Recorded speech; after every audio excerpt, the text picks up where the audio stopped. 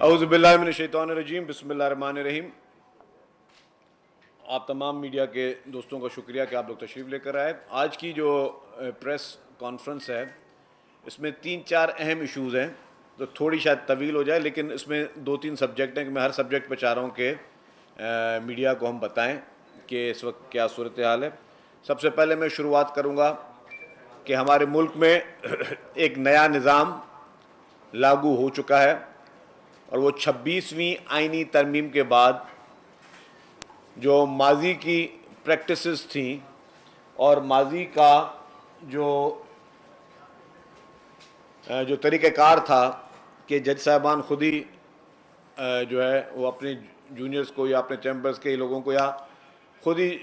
Judiciary appoint کرتی تھی، اس کا تھوڑا طریقہ کار تبدیل ہوا ہے۔ ظاہر ہے تو اس کو ہمارے سسٹم کو ایبزارب کرنے میں تھوڑا وقت لگے گا، لیکن میں سمجھتا ہوں کہ یہ پاکستان کے لوگوں کے لیے حقیقی معنی میں ایک بہت بڑا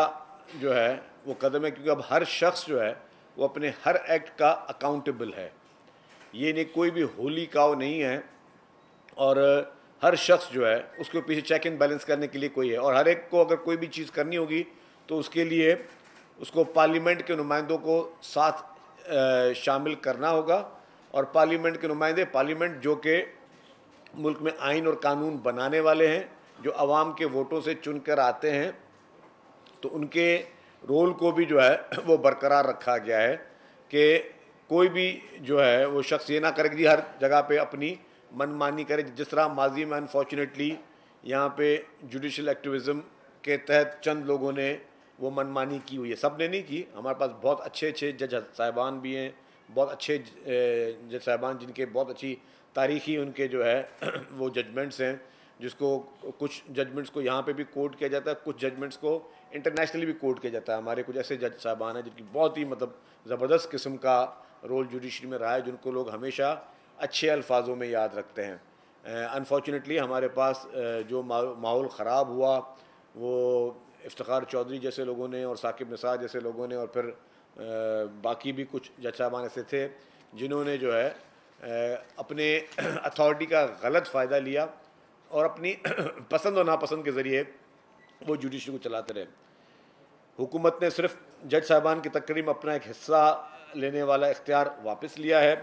پاکستان جیسے قانونی نظام والے معاشروں میں حکومتیں ہی سلیکشن یا مشاورت ججز کے حیثیت کے ذریعے کرتی ہیں۔ برطانیہ، کینیڈا، آسٹریلیا، بھارت، امریکہ، جنوبی افریقہ میں بھی ججز کی تقرریاں جو ہے وہ حکومت عدلیہ کے مشوروں سے ہی ہوتی ہیں۔ یہ نہیں کہ ہم نے کوئی نیا نظام لے کے آیا جس میں چند لوگ جو ہے وہ اعتراض کریں، اور وہ لوگ اعتراض کریں جو کہ جن کی تقاریر اور سیاست صرف اور صرف انٹرنیشنل جو ہے وہ مثالیں دے کر ہوتی تھی۔ جو لوگ اس پہ اعتراض کریں وہ لوگ ہیں جو انٹرنیشنلی جو ہے ہمیشہ ان کی ہر مثال ہوتی تھی کہ جی فلاں ملک میں یہ ہوتا تھا، فلاں ملک میں یہ ہوتا تھا، اور صرف وہی ان کی مثال ہوتی تھی، وہی اس پہ اعتراض کر رہے ہیں۔ میں سمجھتا ہوں کہ 26ویں آئینی ترمیم جو کہ ایک مشکل مرحلہ ضرور تھا، لیکن چیئرمین بلاول بھٹو زرداری صاحب نے جو کہ میثاق جمہوریت میں ان کی والدہ شہید محترمہ بے نظیر بھٹو صاحبہ ایک کمٹمنٹ کر کے گئی تھیں، اس کو جتنا بھی جس اسپرٹ میں بھی اس کو آگے لے کر آئے، اور جتنا بھی اس کو جس طریقے سے انہوں نے منظور کروایا اس کو، ٹھیک ہے، اگر 100% نہیں ہوا ہوگا تو کافی حد تک اس کو ظاہر کنسنسس بھی شامل تھا تو انہوں نے منظور کروایا۔ حالانکہ سب کو پتا کہ نمبرز پورے تھے، نمبرز پورے ہونے کے باوجود جو ہے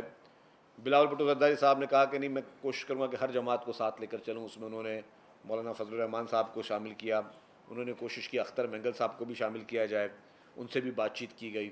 انہوں نے کوشش کی گئی ان کی طرف سے کہ پی ٹی آئی کے لوگ جو ہیں وہ بھی ساتھ آئیں۔ تو پی ٹی آئی نے بھی، میں سمجھتا ہوں کہ اس جہاں تک اس مسودے کی بات ہے اس پہ انہوں نے کوئی اعتراض نہیں کیا۔ انہوں نے یہ نہیں کہا کہ جی مولانا فضل الرحمان نے جو ان کو ڈرافٹ دیا وہ خراب ہے، انہوں نے کہا کہ جی مولانا صاحب کا ڈرافٹ بہت بہتر ہے۔ ان کے تمام بڑے بڑے وکلاء نے کہا ان کا ڈرافٹ بہت بہتر ہے، لیکن ان کی مجبوری تھی کہ اندر جو شخص بیٹھا ہوا تھا اور اس کو بھی فیس سیونگ چاہیے تھی۔ حالانکہ میں سمجھتا ہوں کہ وہ بھی اس ڈرافٹ پہ کسی حد تک راضی تھا، جس کے ثمرات بعد میں نظر آنا شروع ہو گئے، کہ اتنی ایجیٹیشن نہیں ہوئی اور اتنی ان کی طرف سے وہ جو پہلے دھمکیاں آ رہی تھیں وہ چیزیں نہیں ہوئی، لیکن پھر بھی میں سمجھتا ہوں وہ بھی شامل ہے۔ تو 26ویں آئینی ترمیم میں سمجھتا ہوں کہ ہم سب کے لیے یہ ایک بہت بڑا اچھا کام ہے، اور ان فیوچر لوگوں کو انصاف ملنے کی امید ہے۔ یہ نہیں ہوگا کہ اب 20-25 سال تک جو ہے لوگ عدالتوں میں دھکے کھاتے رہیں، اور مرضی ہے کہ جب کیس چلے اور جب کیس نہ چلے۔ یہ نہیں ہوگا کہ ملک کے آئین بنانے والے، ملک کو آئین دینے والے، ملک کو ایٹمی طاقت دینے والے کا کیس کے لیے آپ کو جو ہے وہ جو ہے باقاعدہ 35 سال آپ کو انتظار کرنا پڑے۔ ایسی جو ہے ہٹ درمی نہیں ہو سکے گی۔ اب میں سمجھتا ہوں کہ ایک بہتر طریقے سے ہم بہتر طرف جا رہے ہیں۔ اس میں 18ویں ترمیم میں پارلیمنٹری کمیٹی کے ذریعے پارلیمنٹ کی تقرری کا اختیار بحال کرنے کی کوشش کے لیے افتخار چودھری کے ذریعے پارلیمنٹ کو 19ویں ترمیم لانے پر مجبور کیا گیا تھا، اور آپ سمجھتے ہیں اب جوڈیشل کمیشن میں صرف پارلیمنٹ کے لوگ بھی ان کا اشتراک شامل ہوگا۔ یہ سارے اس کے بہتر ثمرات ہیں جو کہ میں سمجھتا ہوں آگے بھی لوگوں کے لیے کام آئیں گے۔ ابھی تک ججز کو ہٹانے کے لیے پارلیمنٹری اختیار پارلیمنٹ کو واپس نہیں کیا گیا تھا۔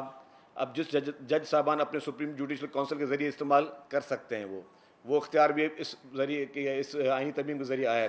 سپریم کورٹ نے بھی صوبوں کی مساوی، جو اصل بات تھی کہ صوبوں کو ہمیشہ شکایت رہتی تھی کہ ہمیں مساوی اختیارات نہیں ملتے، ہمیں ہمارا ڈیو شیئر نہیں ملتا،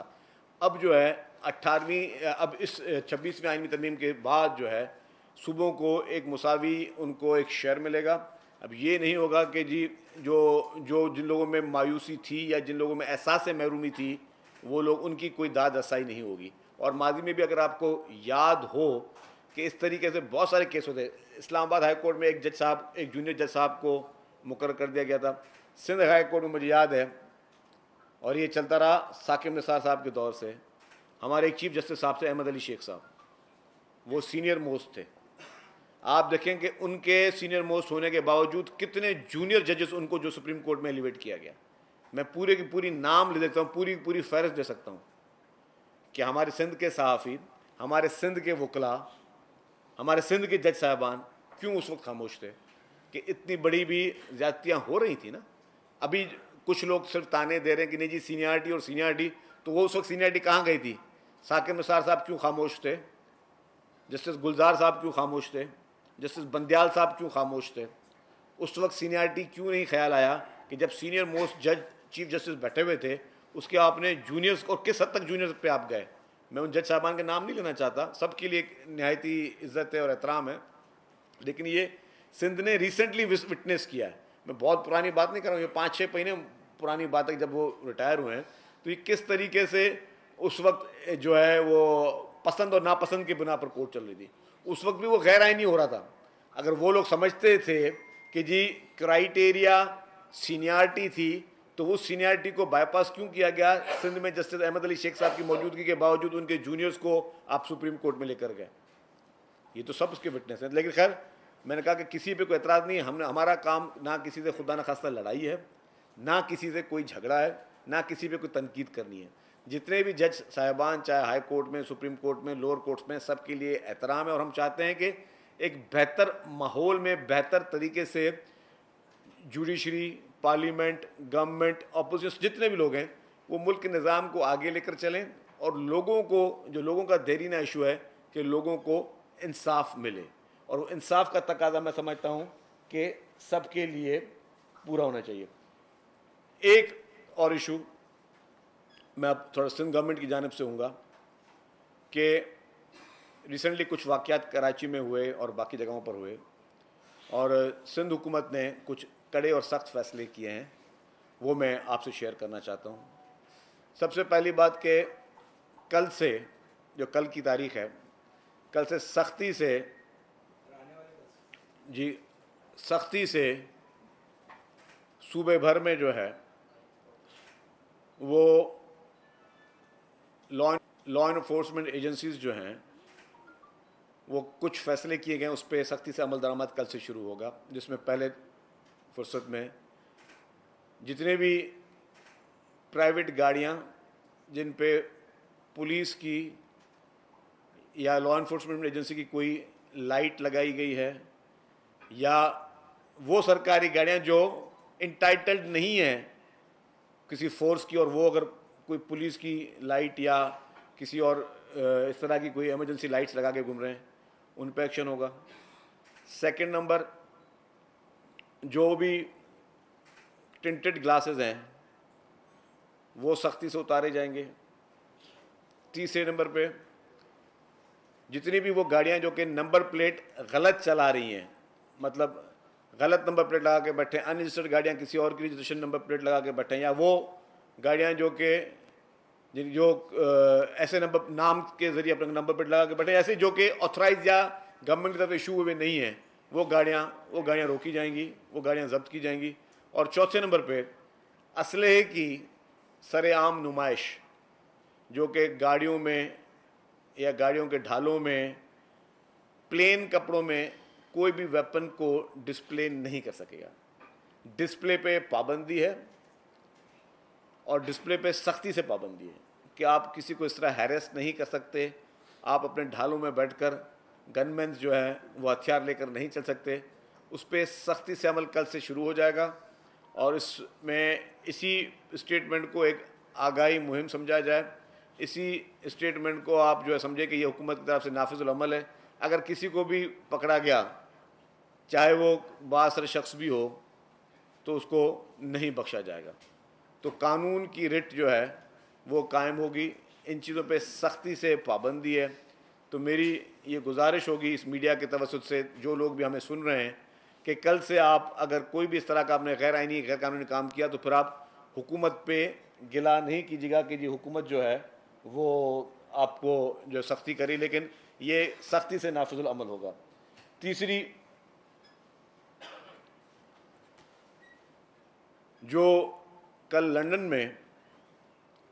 جسٹس قاضی فیض عیسیٰ صاحب کے ساتھ جس طریقے سے ایک بیہودہ رویہ پی ٹی آئی کے لوگوں نے کیا ہے، اس کی سخت الفاظوں میں مذمت کرتا ہوں۔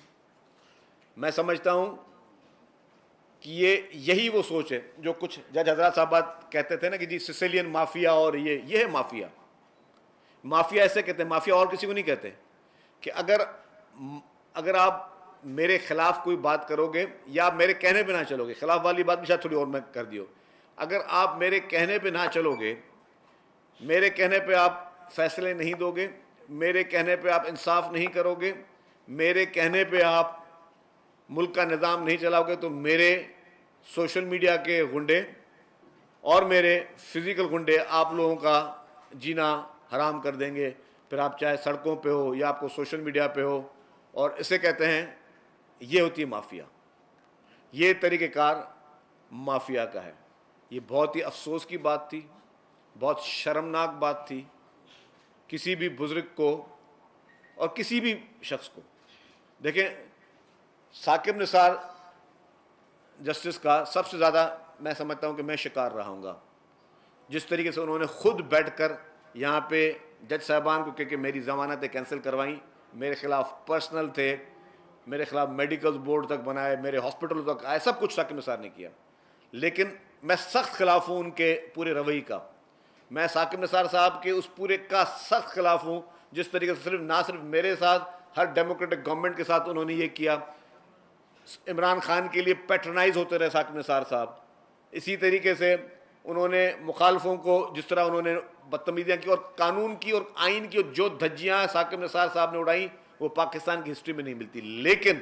اگر آج بھی میرے ساتھ میں کبھی ثاقب نثار صاحب آئیں گے تو میں شاید ان کو ادب سے سلام ضرور کروں گا، کبھی کوئی بدتمیزی نہیں کروں گا۔ حالانکہ انہوں نے کس حد تک بھی انہوں نے جو بھی قانون کی لتاڑ کی ہو، قانون کی جو ہے انہوں نے جس طرح اپنے ہاتھ کی مطلب انہوں نے بنا کے جس طرح قانون کی جس طرح تشریح کی اور جس طرح قانون کو لتاڑ کی، انہوں نے جس طرح قانون کا تمسخر اڑایا ثاقب نثار نے، لیکن کبھی اگر ہمارے سامنے ہے تو ہم ادب اور احترام کا رستہ کبھی نہیں چھوڑیں گے۔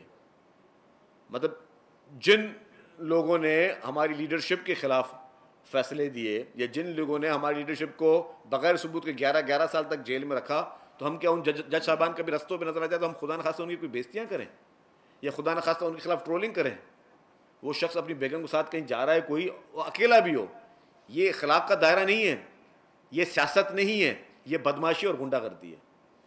میں سخت لفظوں میں اس کی مذمت کرتا ہوں، اور میں کہتا ہوں یہی مائنڈ سیٹ ہے کہ ہم کہتے ہیں کہ عمران خان پاکستان کے لیے ناسور بن چکا ہے. یہی مائنڈ سیٹ ہے کہ کبھی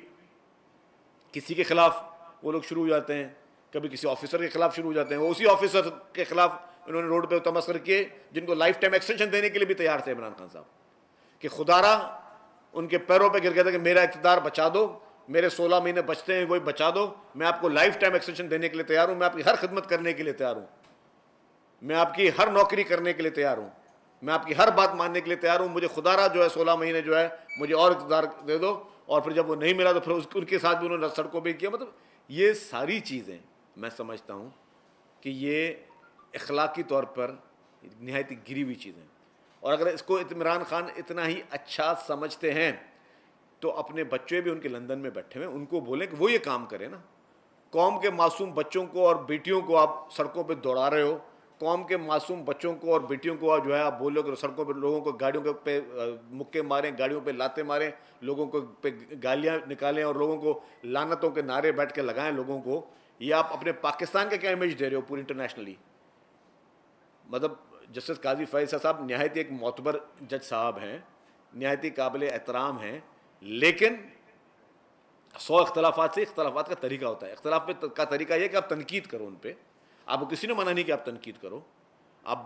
مطلب پولائٹ وے میں آپ کے پاس سوشل میڈیا ہے, آپ کو جو بھی آپ کرنا ہے تنقید کرو. یہ تھوڑی کہ آپ ان کے خلاف ٹرولنگ کرو, گالیاں دیں, ان کے خلاف بدتمیزی کریں. یہ نہایت ہی قابل مذمت ہے, اور میں کہتا ہوں کہ یہ ان معصوم بچوں کا بھی قصور نہیں ہے جنہوں نے یہ کیا, ان معصوم بچوں کا بھی قصور نہیں تھا جنہوں نے سعودی عرب میں بیٹھ کر مسجد نبوی کے اندر بیٹھ کر جو ہے جنہوں نے آپ کے وزراء کی وہاں پہ تذلیل کی, ان کا بھی قصور نہیں تھا, ان کو کرانے والوں کا قصور تھا. کیا ہوا تھا سعودی عرب میں جن لوگوں نے کیا 10-15 سال ان لوگوں کو سزائیں ہو گئیں, 10-15 سال ان کو سزائیں ہوئی. پھر بھی حکومت کی یہ بڑے فراخ دلی تھی کہ انہوں نے 1-1.5 سال کے بعد جا کے وہاں پہ بولا کہ ان سب کو معاف کیا جائے, کیونکہ تھے تو وہ معصوم پاکستانی نا, تھے تو آپ کے ہمارے ہم میں سے ہی لوگ تھے نا. یہی سوچ ہونی چاہیے نا کہ آپ اپنے پاکستانیوں کی اس طرح تذلیل کریں. اپنے مطلب یہ آپ کی شناخت ہے, چیف جسٹس سپریم کورٹ تھے, پاکستان کی ایک شناخت ہے. 100 اختلاف صحیح, 100 اختلاف کے باوجود کسی مخالف کے لیے بھی یہ رویہ یہ صحیح نہیں ہے. یہی برائی کی جڑ عمران خان نے اس پاکستان کی نوجوان نسل کو واحد چیز اگر دی ہے تو یہ دی ہے. باقی 3.5 سال کے اقتدار میں اس نے پاکستان کو کچھ نہیں دیا. جو برے میں بری چیز دی ہے, جو گندے میں گندی چیز دی ہے, وہ گندی زبان دی ہے, وہ گندا کلچر دیا ہے, وہ گندی سوچ دی ہے, وہ گندی ٹریننگ دی ہے, جس سے ہماری نوجوان نسل جو ہے وہ اس کے لیے ایک بہت برا میسج آتا ہے. تو میں اپیل کروں گا نوجوانوں سے بھی, وہ پی ٹی آئی کے معصوم بچے بچیاں میرے بھائی میرے بہن, ان کو اپیل کروں گا خدا را آپ لوگ اپنا ذہن استعمال کریں, آپ اس طرح کے پروپیگنڈا کا حصہ نہ بنیں, آپ لوگ اس طرح کے لیڈران کے اس طرح کے احکامات کبھی نہ مانیں. مطلب مجھے کبھی خدا نہ خواستہ میرا کوئی لیڈر کا اس چیز کے لیے جو کہ کبھی کہے گا نہیں, میں کبھی نہیں کروں اس طرح کی کوئی چیز کہ کسی کو روڈ سڑک پہ بیٹھ کے میں ان کو گالیاں دے رہا ہوں اور ان کی تذلیل کر رہا ہوں. تذلیل اصل میں ان کی نہیں ہے, تذلیل آپ کی اپنی ہے. تذلیل آپ کی اپنی ٹریننگ کی, آپ کو ٹریننگ کس طرح کیا گیا ہے. کسی کو گالی دینے سے کسی کی تذلیل نہیں ہو جاتی, لیکن آپ جس طریقے کا ریئیکٹ سڑکوں پہ کر رہے ہو, دنیا کے سامنے آپ اپنے آپ کو ایک تمسخر بڑھا رہے ہو, یہ ہمارے ملک کے لیے بھی اچھا نہیں ہے اور یہ ویسے بھی مناسب نہیں ہے. اس کے بعد ایک ٹاپک جو اسرائیلی لابیسٹ جو اس وقت دن رات محنت کر رہے ہیں کہ ان کے پرندے کو یہاں سے چھڑایا جائے, اور جس میں ایک طویل ہسٹری ہے. پھر ریسنٹلی ہی ایک خط سامنے آیا کہ جی کچھ کانگریس مین نے ایک خط لکھا ہے, اور وہ کانگریس مین جس کے خلاف وہ عمران خان صاحب کہتے تھے کہ جی یہ ان کی سازش, انہی کی سازش پہ اس کو ہٹایا گیا تھا. وہ انہوں نے سازش کی تھی جس میں انہوں نے کہا کہ ہم کسی کے غلام نہیں ہیں, اور انہوں نے اب اس کی فیور میں خط لکھا, اور یہ خط آج تک پہلے کسی لیڈر کے لیے اتنے بڑے خط نہیں آئے جو ان کے لیے آئے. پھر اس کے مقابلے میں ظاہر ہے اس کو کاؤنٹر کرنے کے لیے پاکستان کے پارلیمنٹریز نے بھی خط لکھا ہے پرائم منسٹر کو کہ جی یہ مداخلت ہے. لیکن میں ساری چیزیں کہتا ہوں کہ نہ ادھر سے میں کسی کو الزام ٹھہراتا ہوں نہ ادھر الزام ٹھہراتا ہوں. بات حقیقت ہے اور بات عیاں ہے کہ سوچی سمجھی سازش کے تحت اسرائیلی لابی, گولڈ سمتھ فیملی مل کر پاکستان کو کمزور کرنے کی کوشش کر رہے ہیں دن رات, اور ان کی پوری نظریں انٹرنیشنل لیول پر ہیں. آج بھی ایک ٹی وی چینل پہ پی ٹی آئی کے ایک سٹنگ ایم این اے, ایک معروف وکیل, وہ کہہ رہے تھے کہ ہماری نظریں کہ امریکہ کے انتخابات کا رزلٹ کیا آتا ہے, اور اس سے وہ اس کو نفی کر رہے ہیں کہ جی شاید ان کا جو ہے وہ لیڈر اس سے اس کو آزادی مل جائے گی. تو آپ یہ سوچ لگائیں, اور آفیشیل ٹی وی پہ کہا ہے, یہ نہیں کہ کسی نے سوشل میڈیا پہ کہا ہے. ایک ٹی وی چینل پہ آج صبح کو مارننگ شو میں پی ٹی آئی کے ایک ایم این اے صاحب نے وبانگے دھول کہا ہے کہ جی اگر فلانا جیت گیا تو ہمارا لیڈر کی بلے بلے ہو جائے گی. اور آپ اسی کے لیے آپ نے پوری کیمپین یہ چلائی کہ یار آپ تو کسی کے غلام نہیں ہیں, آپ آزاد لوگ ہیں, آپ کے نوجوان آزاد ہیں, آپ کے جو ہے وہ کسی کا نام لے لیا کہ فلاں ایمبیسڈر نے, اور وہ سائفر اور وہ خط, اس خط دکھا رہے تھے, یہ جیب میں سے نکال کر جی مجھے اس کی وجہ سے نکالا گیا. تو آپ دیکھیں کس حد تک منافقت ہو رہی ہے, کس حد تک جھوٹ کا پھیلاوا ہو رہا ہے, کس حد تک عوام کو گمراہ کیا جا رہا ہے,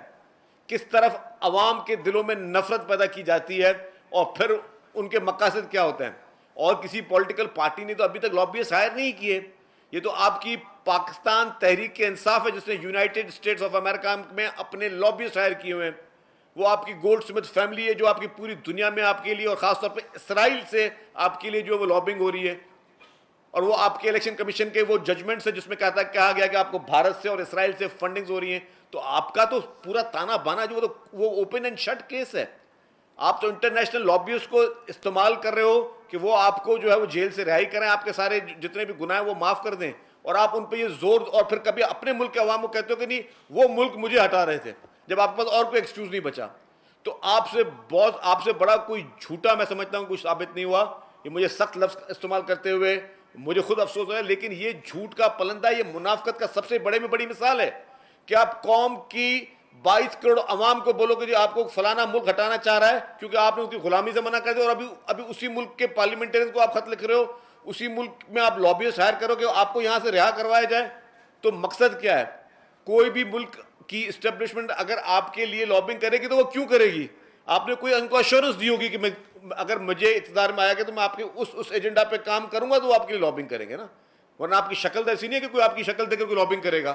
آپ کوئی ایشورنس دیتے ہو, آپ کو گارنٹیز دیتے ہو, آپ اپنے آپ کو کسی کے سامنے پیش کرتے ہو, آپ اپنے آپ کو ایک اعلیٰ کار کر کے پیش کرتے ہو, جو کہ آپ اسرائیل کے سامنے کر چکے ہو, اور جیروسلم پوسٹ اور باقی اسرائیلی جریدے جو ہے وہ آپ کے لیے کہہ چکے ہیں کہ آپ ان کے لیے سب سے زیادہ فائدہ مند ثابت ہوگے. تو اگر آپ اسرائیلیوں کے سامنے سرنڈر کر چکے ہو, آپ گولڈ سمتھ کے تھرو انٹرنیشنل کمیونٹی کو یہ میسج دے چکے ہو کہ میں آپ کے انٹرسٹ کو زیادہ لک آفٹر کروں گا, تو اس کا مقصد آپ کھل کے پھر سامنے آؤ کہ آپ ان کے ہی نمائندے ہو. پھر آپ کا پاکستان سے تعلق نہیں ہے, پھر آپ اس ملک کے نمائندے بن کر پھر آپ اسرائیلی تحریک انصاف بن کر سامنے آؤ, پاکستان تحریک انصاف بن کے سامنے نہیں آؤ. پھر آپ اسرائیلی تحریک انصاف کے ہی پلیٹ فارم سے آ کے الیکشن لڑیں, پھر آپ پاکستان تحریک انصاف کے نام پلیٹ فارم سے الیکشن نہ لڑیں. میں سمجھتا ہوں یہ کھلا تصاد ہے, یہ کھلا عوام کو گمراہ کرنے کی سازش ہے, اور اس سازش کا مقصد جو ہے وہ عوام کو بیوقوف بنانا ہے, اور عوام کو جو ہے جس طریقے سے پولرائزیشن کی طرف دھکیلا گیا ہے اس کو ہمیں واپس لے کے آنا ہے. اور اس کو واپس لے کے آنے کے لیے ہمیں سب کو مل کر جو ہے کوشش کرنی پڑے گی. صرف آخری ایک جملہ میرا ہے کہ انشاءاللہ تعالیٰ 3 تاریخ کو پریزیڈنٹ آف پاکستان محترم آصف علی زرداری صاحب چائنا کے دورے پہ جا رہے ہیں, اور محترم آصف علی زرداری صاحب کی ہی کوششوں سے پاکستان میں سی پیک کی شروعات ہوئی. محترم آصف علی زرداری صاحب کی ہی محنت سے سی پیک کی بنیاد پاکستان میں ڈالی گئی, اور انشاءاللہ تعالیٰ جس طرح پاکستان کی اکانومی بہتری کی طرف جا رہی ہے, پاکستان کے اسٹاک ایکسچینج کے نمبرز بہتری کی طرف جا رہے ہیں, پاکستان کے اکنامک نمبرز بہتری کی طرف جا رہے ہیں, تو محترم آصف علی زرداری صاحب کا جو دورہ چین ہوگا اس کے بعد امید ہم یہی کرتے ہیں کہ پاکستان میں پاک چین دوستی کو آگے لے کر جا کے ہم پاکستان میں ترقی کے سفر کو مزید آگے بڑھائیں گے. آپ نے ابھی کہا اسرائیلی تحریک انصاف, تو یہ جو اسرائیل تحریک انصاف ہے ایک پاکستان تحریک انصاف, آپ 26ویں ترمیم کے لیے پاکستان تحریک انصاف سے بات کر دیں, اور جب تنقید کرنا آئے تو اسے آپ اسرائیلی تحریک انصاف دیکھیں, آپ کا 2 پاکستان میں تنظیم ہے. جی میں نے کہا کہ جی پی ٹی آئی جو ہے اس کے لوگوں کو ابھی پتہ ہی نہیں ان کا لیڈر جو ہے کس کے ہاتھوں میں کھیل رہا ہے اور کس کے اعلیٰ کار بنا ہوا ہے. عام پی ٹی آئی کے ایم این اے کو تو اتنا اندازہ بھی نہیں ہوگا کہ ان کا جو لیڈر ہے اس کے لیے سارا کام اسرائیلی کر رہے ہیں. یہ تو جو آج میں نے کہا جن لوگوں نے لنڈن میں جنہوں نے یہ حرکت کی قاضی فیصل صاحب کے ساتھ, وہ تو معصوم لوگ تھے نا, وہ بچے تو استعمال ہو رہے ہیں کسی اور کے کہنے پہ. تو جو شخص جیل میں بیٹھ کر جن کا اعلیٰ کار بنا ہوا ہے اور قوم کے بچوں کو غلط چیز میں استعمال کر رہا ہے, یہ تو اس کا قصور ہے نا, قصوروار اس کو ٹھہرایا جائے گا. آپ پورے عوام کو ان کے ووٹروں کو قصوروار تھوڑی ٹھہراؤ گے. شکیل احمد صاحب یہ بتائیں, آپ نے مقدس گائے کا ذکر کیا, ہولی کھاؤ, تو آپ جن کے خلاف کارروائی کر رہے ہیں, جن کے خلاف آپ قانون سازی کر رہے ہیں, وہی مقدس گائے تھی؟ ہم نے تو بچپن سے کسی اور کو ہی مقدس سمجھا تھا. دیکھیں جی, کوئی بھی پاکستان میں مقدس گائے نہیں ہونا چاہیے. ہر شخص کو قانون اور آئین کی پیروی کر کے چلنا چاہیے, اور قانون سے بالاتر کوئی بھی نہیں ہونا چاہیے. ایک منٹ کہا کہ کل سے جو ہے ہم ایک کمپین شروع کرنے جا رہے ہیں, جو بھی انلیگل جو نمبر پلیٹس ہیں یا کالے شیشے ہیں, ان کے خلاف جو بھی انلیگل کام کرے گا, گاڑیاں استعمال کرے گا, اس کے خلاف کارروائی ہوگی. کل حیدرآباد میں آپ کا حلقہ بھی ہے, ڈسٹرکٹ بھی ہے, قاسم آباد, وہاں پہ واقعہ ایک وہ افسوسناک, ایک ایسا ایک وہ تقریر کی گئی, اس کے خلاف جو بعد میں ایف آئی آر ہوئی سوشل میڈیا کی تنقید ہونے کے بعد, لیکن اس 22 سال لڑکے کا ایف آئی آر میں نام نہیں ہے. تو آپ نے کہا 22 سالوں کے خلاف بھی کارروائی ہوگی, تو کل کا واقعہ آپ کے سامنے. دیکھیں جی, میں نے کہا کوئی بھی قانون سے بالاتر نہیں. کل کی جو آپ واقعے کی بات کر رہے ہیں, ایف آئی آر لانچ ہو چکی ہے, کیونکہ ایک سے زیادہ لوگ تھے اس واقعے میں, تو ان سب کو جو ہے انویسٹیگیشن ہوگی. کوئی بھی قانون سے بالاتر نہیں ہوگا. جس نے بھی غلط کام کیا ہے اس کے خلاف جو ہے وہ سختی سے جو ہے وہ گورنمنٹ ایکشن لے گی.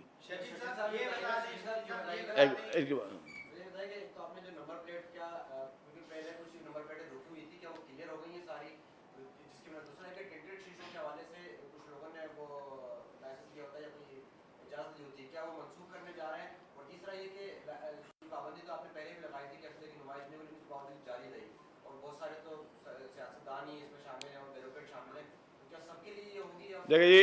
پہلی بات آپ کی نمبر پلیٹ کی تھی. نمبر پلیٹس جن لوگوں نے اوریجنل نہیں لی ہیں, ساری original number plates excise office میں موجود ہیں. برائے مہربانی اپنی نمبر پلیٹس کلیکٹ کر لیں. کوئی بھی بیک لاگ اس وقت ہمارے پاس ایک نمبر پلیٹ کا بھی نہیں ہے. اچھا اس بہانے بات چلی جائے. دوسری بات, ٹنٹڈ گلاس کی آپ نے بات کی. کچھ لوگوں نے جنہوں نے این او سی لی ہوئی ہے, کسی کو کوئی الرجی پرابلم ہے, دھوپ سے الرجی ہوتی ہے کیا, وہ چند لوگوں کے بعد این او سی ہوگی, وہ اپنی این او سی دکھائیں گے, باقی کسی کو بھی ایگزمپشن نہیں ہوگی. تیسری بات, اسلحے کی نمائش, یس اسلحے کی نمائش